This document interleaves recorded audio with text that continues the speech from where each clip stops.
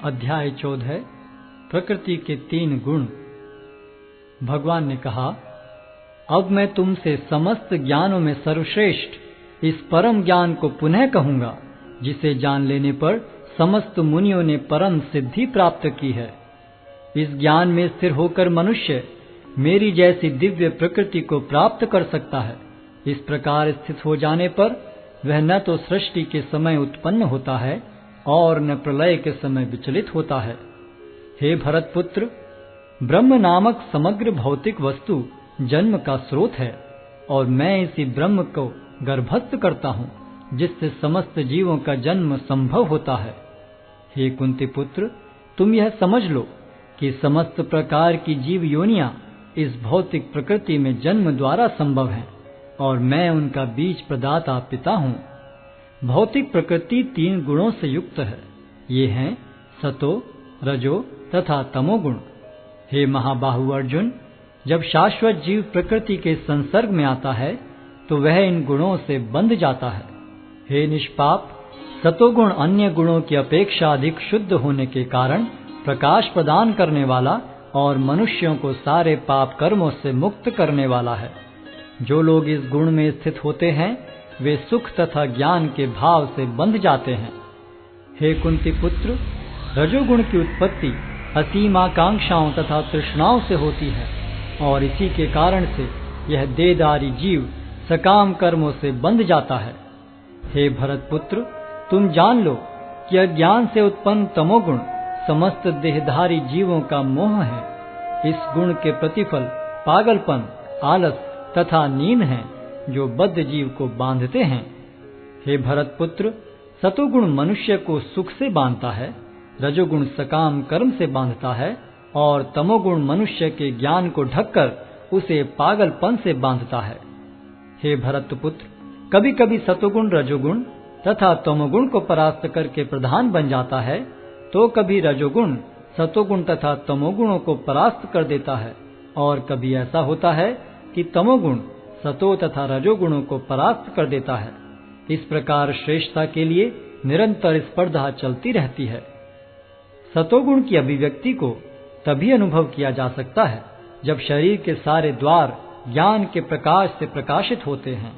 हे भरतवंशियों में प्रमुख, जब रजोगुण में वृद्धि हो जाती है तो अत्यधिक आसक्ति, सकाम कर्म, गहन उद्यम तथा अनियंत्रित इच्छा एवं लालसा के लक्षण प्रकट होते हैं। जब तमोगुण में वृद्धि हो जाती है तो हे कुरुपुत्र, अंधेरा, जड़ता, प्रमत्तता तथा मोह का प्राकट्य होता है। जब कोई सतोगुण में मरता है तो उसे महर्षियों के विशुद्ध उच्चतर लोकों की प्राप्ति होती है। जब कोई रजोगुण में मरता है तो वह सकाम कर्मियों के बीच में जन्म ग्रहण करता है और जब कोई तमोगुण में मरता है तो वह पशु योनि में जन्म धारण करता है। पुण्य कर्म का फल शुद्ध होता है और सात्विक कहलाता है, लेकिन रजोगुण में संपन्न कर्म का फल दुख होता है और तमोगुण में किए गए कर्म मूर्खता में प्रतिफलित होते हैं।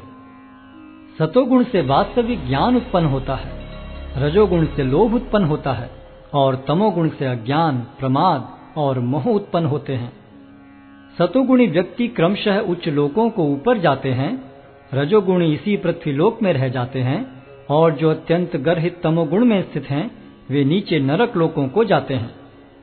जब कोई यह अच्छी तरह जान लेता है कि समस्त कार्यों में प्रकृति के 3 गुणों के अतिरिक्त अन्य कोई कर्ता नहीं है, और जब वह परमेश्वर को जान लेता है जो इन 3 गुणों से परे हैं, तो वह मेरे दिव्य स्वभाव को प्राप्त होता है।